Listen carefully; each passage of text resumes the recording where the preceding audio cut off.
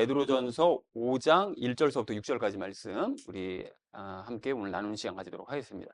자, 그래서 지난주 말씀을 먼저 좀 정리를 해보자면 그 지난주에는 예수님의 재림을 우리가 대비해서 혼의 구원을 이루는 일에 열심을 내야 된다라는 얘기를 우리가 했었었죠.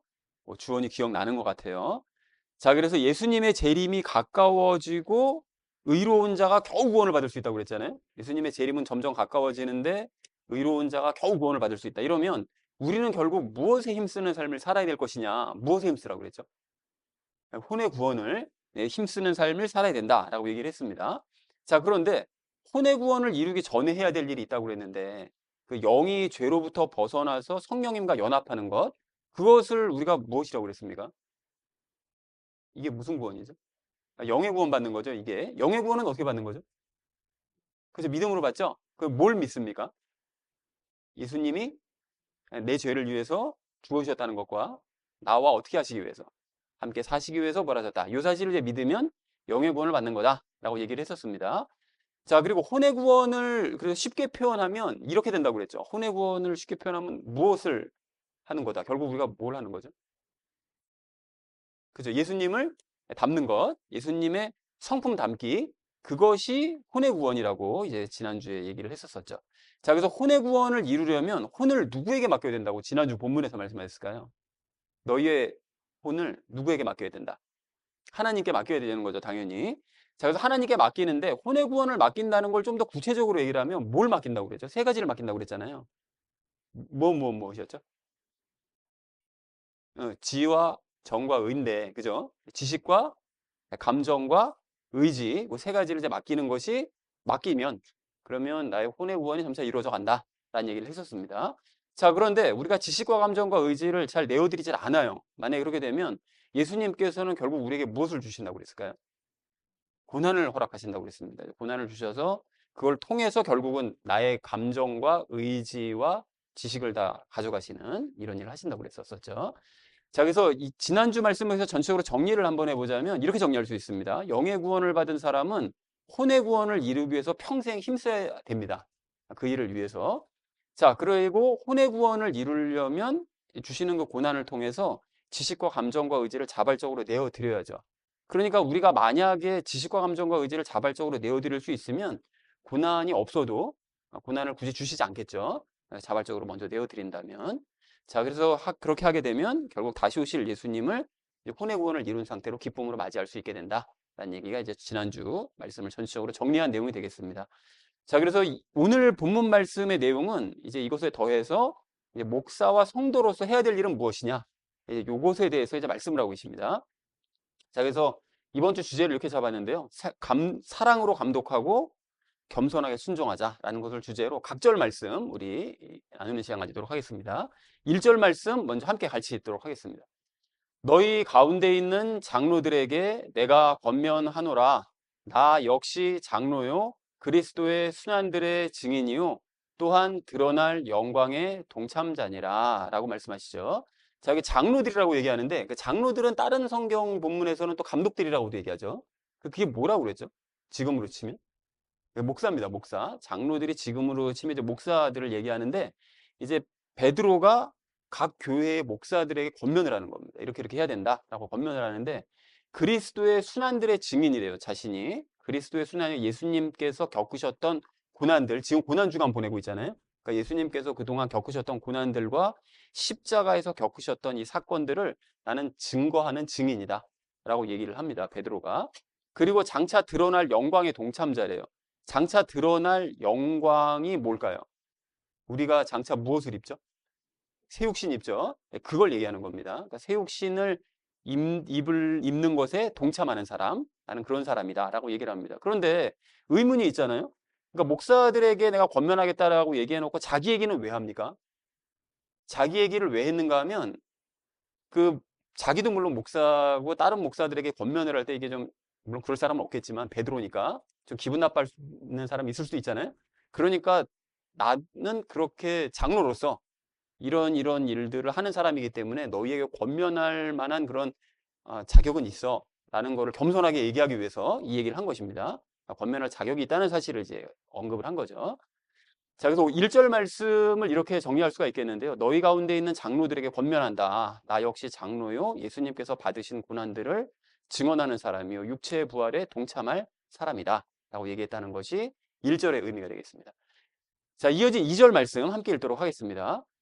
너희 가운데 있는 하나님의 양 무리를 먹이면서 그들을 감독하되 억지로 하지 말고 오직 자원하여 하며 더러운 이익을 위하여 하지 말고 오직 준비된 생각으로 하라 라고 말씀하시죠.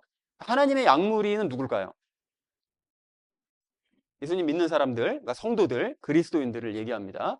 자, 그러니까 목사들은 성도들을 먹여야 된다는 거예요. 뭘 먹일까요? 밥 먹입니까? 밥도 물론 먹일 수 있겠지만 성도들을 돌보면서 이제 말씀을 먹이는 거죠. 말씀을 먹이는 일을 하면서 그들을 감독을 하래요. 감독하라는 것은 바른 신앙생활을 하도록 이제 지도하는 것을 의미합니다. 얘기를 해서 면담하고 얘기해서 바른 생활을 갈 수 있도록 이제 바른 길을 잡아주는 거죠.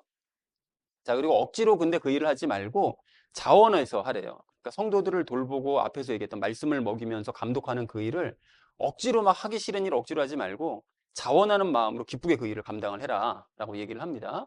그리고 더러운 이익을 위해서 하지 말래요. 그러니까 당시에도 이런 사람이 있었던 것 같은데 돈 벌기 위한 목적으로 이런 일을 하는 거죠. 돈 벌기 위한 수단으로 성도들을 돌보는 일들, 또 목사 일을 하는 것들, 이런 일은 해서는 안 된다. 그러니까 이게 중세시대만 이런 사람들이 있는 줄 알았더니 초대교회에서부터 벌써 이런 사람들이 있었던 거예요. 돈 벌 목적으로 목사 일을 하는, 절대 이런 일을 해서는 안 된다라고 얘기하죠.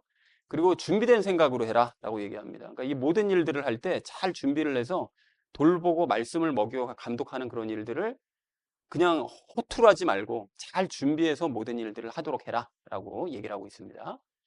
자, 그래서 2절 말씀을 이렇게 정리해 볼 수가 있겠는데요. 성도들을 잘 돌보고 말씀을 먹이면서 감독을 하되 억지로 하지는 말고 자원하는 마음으로 행하면서 돈을 벌기 위한 수단으로 이 일들을 하지 말고 잘 준비해서 행하도록 해라 라고 얘기했다는 것이 2절의 의미가 되겠습니다.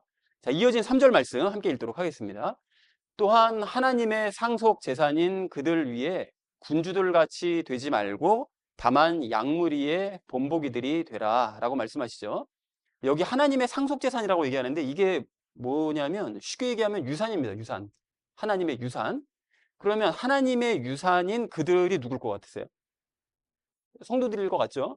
그러면 하나님의 유산, 왜 성도들이 하나님의 유산이죠? 우리가 이게 헤리티지라는 말, 뭐 헤리티지 재단도 있고 뭐 많잖아요.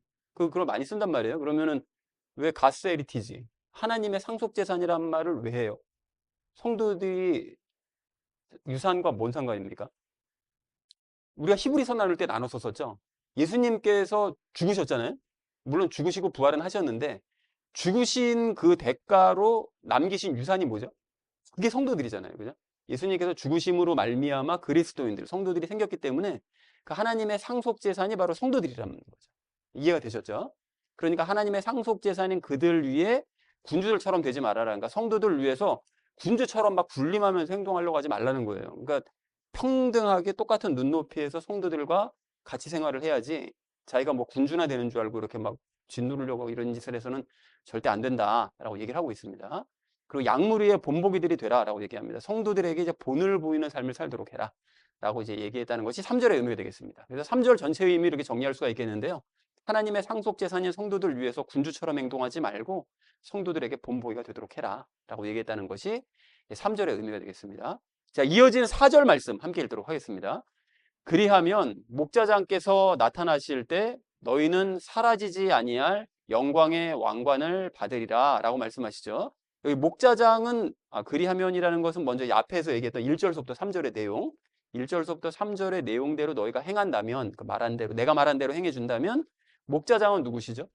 예수님이시죠. 예수님께서 나타나실 때, 그러니까 예수님께서 곧 재림하실 때 그때 너희는 사라지지 아니할 영광의 왕관을 받을 거다. 영원한 상을 받게 될 거다. 라고 얘기했다는 것이 4절의 의미가 되겠습니다. 그래서 4절을 이렇게 정리해 볼 수가 있겠는데 앞에서 말한 대로 너희가 행한다면 예수님께서 다시 오실 때 너희는 사라지지 않을 영광의 상을 받을 것이다. 라고 얘기했다는 것이 4절의 의미가 되겠습니다. 자, 이어서 5절 말씀 함께 읽도록 하겠습니다. 마찬가지로 너희 젊은 자들아 장로들에게 스스로 복종하라. 진정 너희 모두가 서로 복종하고 겸손으로 옷 입으라. 이는 하나님께서 교만한 자들을 적대하시고 겸손한 자들에게 은혜를 주시기 때문이라 라고 말씀하시죠. 여기 젊은 자들아라고 얘기하는데 그건 뭐 젊은 사람들에게만 얘기하는 것은 아닙니다. 그것이 아니라 그 장로들이 주로 이제 연륜 있는 사람들, 나이가 있고 좀 경험이 많은 사람들이 장로들을 맡다 보니까 그것에 비해서 상대적으로 젊은 사람들, 장로에 비해서 상대적으로 젊은 사람들이 성도들이었기 때문에 그냥 젊은 자들이라고 부른 거죠. 자, 그런데 어쨌든 이 성도들은 어떻게 해야 된다고요? 목사에게 스스로 자발적으로 복종을 하라고 얘기를 하고 있어요. 그러니까 어긋나게 얘기하는 것을 뭐 어긋나게 일부러 삐뚤어져 나가거나 또는 억지로 막 순종하거나 이러지 말고 자발적으로 순종하는 그런 모습을 보여라 라고 얘기를 하고 있습니다. 자, 그리고 너희 모두가 복종하래요. 그러니까 성도들끼리도 어떻게 하라고요? 서로가 서로에 복종을 해야 된다 라고 얘기를 하죠. 자, 그런데 이렇게 우리가 해야 되는 이유가 있다고 얘기합니다. 하나님께서는 교만한 자들을 적대하신대요. 그러니까 하나님께서는 그 건방진 사람들, 그 막 고집스러운 사람들, 남말을 안 들으려고 하는 이런 사람들, 그런 교만한 사람들을 싫어하시고 반대로 겸손한 사람들에게는 은혜를 주신다는 거죠. 겸손한 자들에게는 은혜, 곧 선물을 주시기 때문에 그래서 우리가 겸손하게 행해야 된다라고 얘기를 하고 있습니다. 자, 그래서 5절 말씀을 이렇게 정리할 수가 있겠는데요. 젊은 성도들아, 장로들에게 자발적으로 순종해라. 진정 너희 모두가 서로에게 순종하고 겸손해라. 왜냐하면 하나님께서는 교만한 자들을 대적하시고 겸손한 자들에게는 선물을 주시는 분이시기 때문이다 라고 얘기했다는 것이 5절의 의미가 되겠습니다. 자, 마지막 6절 말씀 함께 읽도록 하겠습니다. 그러므로 하나님의 막강한 손 아래서 스스로 겸손하라. 이는 그분으로 하여금 합당한 때에 너희를 크게 높이시게 하려 함이라 라고 말씀하고 있습니다. 여기 하나님의 막강한 손 아래에서 겸손하래요. 여기 하나님의 막강한 손이 내 위에 있다는 사실을 기억해서 자발적으로 겸손해지자는 거죠. 이게 도대체 무슨 소리냐? 이 부분에 대해서는 제가 적용 시간에 좀 더 자세하게 말씀드리도록 하겠습니다. 자, 그리고 합당한 때라는 것은 당연히 예수님께서 이제 다시 오실 때가 되겠고요. 자, 그리고 예수님께서 그렇게 다시 오시면 겸손하게 행한 사람에게 어떻게 하신다고요? 그런 사람들을 크게 높여주신대요. 그러니까 이 땅에서 살아갈 때 자신을 낮추면서 겸손하게 살았던 사람들은 예수님께서 다시 오실 때 크게 높여주는 그런 일을 행하실 것이다 라고 이제 말씀을 하고 계십니다. 다시 오실 예수님께서 겸손하게 자신을 낮춘 성도들을 높여주신다 라고 얘기합니다. 자, 그래서 6절을 이렇게 정리할 수가 있겠는데요. 하나님의 강하신 손 아래에 있음을 기억해서 자발적으로 겸손해져라. 그리하면 예수님께서 재림하실 때 너희를 크게 높여주실 것이다 라고 얘기했다는 것이 6절의 의미가 되겠습니다. 자, 그래서 오늘 본문 말씀을 이제 전체적으로 별로 어렵진 않았는데 좀 길었죠. 자, 그래서 전체적으로 이제 빠르게 좀 정리를 해보자면 장로들에게 권면을 하겠다. 나 역시 장로요. 예수님께서 받으신 고난들을 증언하는 사람이요. 육체의 부활에 동참할 사람이다. 라고 이제 자격을 얘기하면서 성도들을 잘 돌보고 말씀을 먹이면서 감독을 해라. 그리고 억지로 하는 것이 아니라 자원하는 마음으로 그 일을 행하고 돈을 벌기 위한 수단으로 그 일을 하지 말고 잘 준비해서 일을 하도록 하여라. 그리고 하나님의 상속재산인 성도들을 위해서 군주처럼 행동하려고 하지 말고 성도들에게는 본보기가 되도록 해라. 그리고 위와 같이 행하면 예수님께서 다시 오실 때 너희는 사라지지 않을 영광의 상을 받게 될 거다. 그러면서 이제 성도들에게 부탁을 하죠. 한편 젊은 성도들아, 너희는 장로들에게 자발적으로 순종해라. 그리고 너희 각자도 서로에게 순종하고 겸손해라. 왜냐하면 하나님께서는 교만한 자들을 대적하시고 겸손한 자들에게는 선물을 주시는 분이니까. 자, 그래서 하나님의 강하신 손 아래에 있다는 사실을 기억하면서 자발적으로 겸손해져라. 그리하면 예수님께서 재림하실 때 너희를 크게 높여주실 것이다. 상을 주신다는 거죠. 라고 얘기했다는 것이 오늘 본문 전체의 내용이 되겠습니다. 본문 말씀이 뭐 내용이 어렵거나 이해되지 않는 부분은 없죠. 자, 그래서 오늘 우리가 적용 시간에 이 목사와 성도들이 해야 될 일들에 대해서 이제 세 가지 내용을 나눌 텐데요. 첫 번째는 목사가 해야 되는 일에 대해서, 두 번째는 성도들이 해야 되는 일에 대해서, 마지막 세 번째는 사랑으로 행함에 대해서 이제 말씀 나누도록 하겠습니다. 그래서 오늘의 결론이요. 사랑으로 감독하고 겸손하게 순종하자라는 것을 주제로 나머지 말씀은 삶에 적용하면서 함께 말씀 나누도록 하겠습니다.